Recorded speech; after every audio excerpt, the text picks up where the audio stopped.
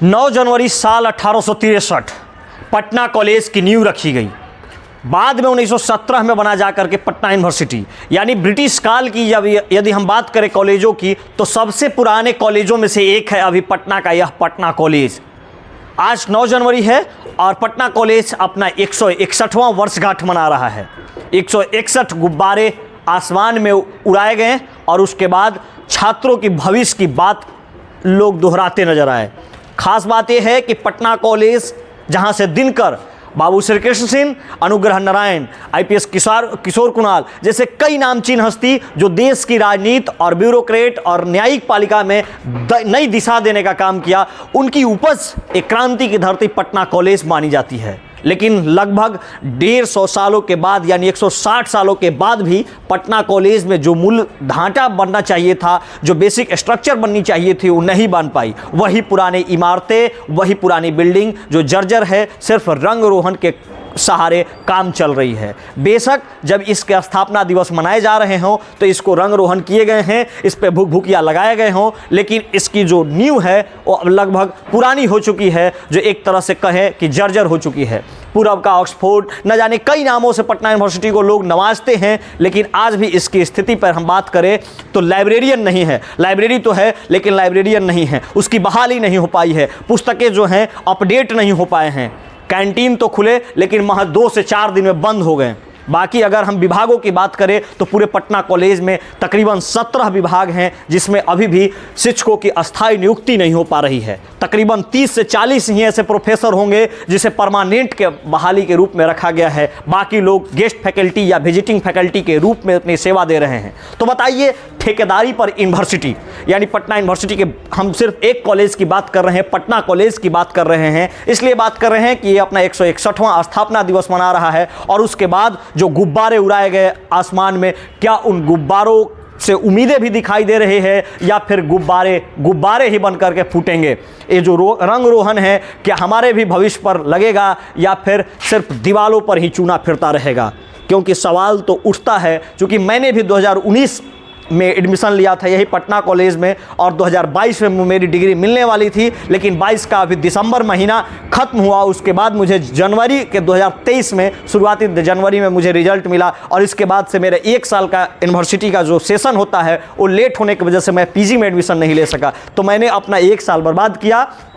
बर्बाद इसलिए नहीं कि मेरी गलती थी, बर्बाद इसलिए भी नहीं कि यहाँ के जो शिक्षक पढ़ाते थे उनकी गलती थी। विभागीय कारण रहे होंगे, यूनिवर्सिटी की अपनी समस्या रही होगी। और अक्सर चर्चा में रहता है यूनिवर्सिटी, कई मामलों में यहाँ के पुराने चीज़ों के का मामला में पटना यूनिवर्सिटी चुनाव के लिए चर्चा होता है। लेकिन यदि चर्चा नहीं होता है तो यहाँ के शिक्षा व्यवस्था की चर्चा नहीं होता है कि बच्चे लाइब्रेरी हैं या नहीं हैं, बच्चे कॉमन रूम में पढ़ाई कर पा रहे हैं कि नहीं कर पा रहे हैं, उन लोगों के लिए समुचित व्यवस्था है कि नहीं है। बार बार उठती है बात कि शौचालय तक नहीं। फाउंडेशन डे पे कुछ छात्रों से बात करने की मैंने कोशिश की। क्या नाम है? जी, मेरा नाम प्रिंस कुमार हुआ। कौन से विभाग से हैं? फिलॉसफी डिपार्टमेंट से। अच्छा, तो कितने शिक्षक हैं आपके डिपार्टमेंट में? 4 शिक्षक हैं। 4 शिक्षक? हाँ, जिनमें एक एचओडी महोदय है और एक और मैम है और 2 एक गेस्ट फैकल्टी है और एक और टीचर है। यानी पूरे विभाग में 4, जो लगभग 2 परमानेंट और 2 गेस्ट। जी। कमी तो ऐसे बहुत सारी कमी बहुत सारे हैं। जैसे क्लासरूम बहुत बड़ा है, टीचर्स पढ़ाते हैं, आवाज़ पीछे नहीं जाता। तो यहाँ कहीं ना कहीं छोटा चीज़ है कि वहाँ एक माइक का सुविधा हो जाना चाहिए था कि अच्छे से स्टूडेंट समझ पाते, पढ़ पाते। स्मार्ट बोर्ड या फिर डिजिटल बोर्ड, जो भी रिफ्लेक्शन का समस्या रहता है, लगातार बना रहता है। हाँ। लाइट की परेशानी होती है, आवाज़ का परेशानी होता है। तो एक हमारे भी सीनियर मिल गए हैं, इनसे थोड़ा बात कर लेते हैं। सीनियर को ऑफिस जाना है? नहीं, ऑफिस तो जाना ही है, लेकिन कॉलेज के फाउंडेशन डे पे 1 आध मिनट तो समय देना पड़ेगा। बताइए। 160 साल मना चुके हैं, आप भी यहाँ से पढ़े हैं। लग रहा है कि कुछ गरिमामय स्थिति है या लगातार दिन प्रतिदिन पीछे की ओर जा रही है कॉलेज?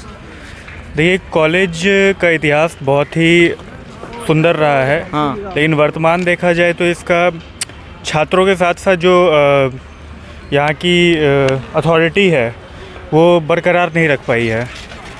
और इसमें बहुत सारी चीज़ें ऐसी हैं जिसको बनाए रखा जा सकता है। जैसे अभी पुल निर्माण कार्य चल रहा है, तो हमारे परिसर से छेड़छाड़ किया गया है।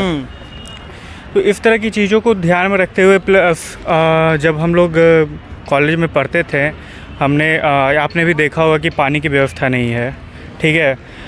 पढ़ने वाले छात्र खड़े होकर सिगरेट फूंक रहे हैं। तो इस तरह की चीज़ें, जितना पुराना इतिहास रहा है, जितना अच्छा इतिहास रहा है, ईस्ट का ऑक्सफोर्ड कहा जाता था, वर्तमान में ऐसा नहीं देखा जा रहा है। और क्या बोले, शिक्षकों की नियुक्तियां जो है लगातार 17 विभाग है, लेकिन 30 से 40 ही ऐसे टीचर होंगे जो परमानेंट के रूप में होंगे। बाकी एक तरह से गेस्ट फैकल्टी कहें या विजिटिंग फैकल्टी, उन लोगों की ही नियुक्तियां की जाती है। तो क्या वैसे शिक्षकों परमानेंट जो शिक्षक ही नहीं है उनके दम पे पूरे कॉलेज को चलाया जा रहा है? इसका खामियाजा छात्र भुगत रहे हैं वर्तमान दौर में कि यहाँ पे परमानेंट प्रोफेसर नहीं है। गेस्ट फैकल्टी पढ़ाते हैं, कभी आते हैं कभी नहीं आते हैं। पढ़ाने के अलावा भी उनके पास हज़ारों काम हैं, उधर भी उनका ध्यान रहता है। तो इसका खामियाजा सिर्फ छात्र भुगत रहे हैं और कोई भी नहीं। हिंदी के विद्यार्थी होने के नाते एक बात जो हम समझ पाते हैं कि धरोहर बनाने से चीज़ें ख़त्म हो जाती है। अच्छा, हाँ। तो क्या करना चाहिए? हमारे ही कुल के एक सज्जन हुए, नाम था उनका गजानन माधव मुक्तिबोध। वो कहते हैं उनके लिए लोग, आपके कुल का मतलब हिंदी कुल? जी। अच्छा। उनके लिए शमशेर कह रहे हैं कि इसको गजानन माधव मुक्तिबोध के लिए एक वो गज़ल लिखे जिसमें वो कहते हैं कि इसको धरोहर नहीं बनाएंगे। एक उसमें शेर है कि इधर मैं हूँ उधर मैं हूँ, अजलिए बीच में क्या है। लेकिन ठीक है, इधर मैं हूँ उधर मैं हूँ, अजलिए बीच में क्या है, फ़कत एक नाम, यह नाम भी कहीं धोखा ना हो जाए। अच्छा, ठीक है, वो आपने शायर कहा, जो भी है। लेकिन पटना कॉलेज तो अपने आप में एक धरोहर बनता चला जा रहा है। लगभग 161 साल हो गए, तो हम लोग दिनकर का नाम, श्री बाबू का नाम, अनुग्रह बाबू का नाम, पुराने जेपी का नाम बजाते चले जा रहे हैं और एक तरह से धरोहर को बचाते के नाम पे बचाते चले जा रहे हैं। जी जी। लेकिन वो धरोहर अभी क्या दे रहा है? क्या अभी दिनकर की देने की स्थिति में है? जी, आप बिल्कुल सही कह रहे हैं। ये जो नाम की राजनीति होती है, ये जो पहचान की राजनीति होती है, अस्मिता की राजनीति होती है, इस राजनीति का, ये राजनीति एक तर्क है चीज़ों को डिसॉल्व करने के लिए, चीज़ों को ध्वस्त करने के लिए। हम जितनी दफ़ा इन नामों को दोहराएंगे उतनी दफ़ा इसको और ध्वस्त करते चले जाएंगे। इसका तर्क ये है कि यहाँ दिनकर हुए थे, मतलब दिनकर नहीं हो सकते।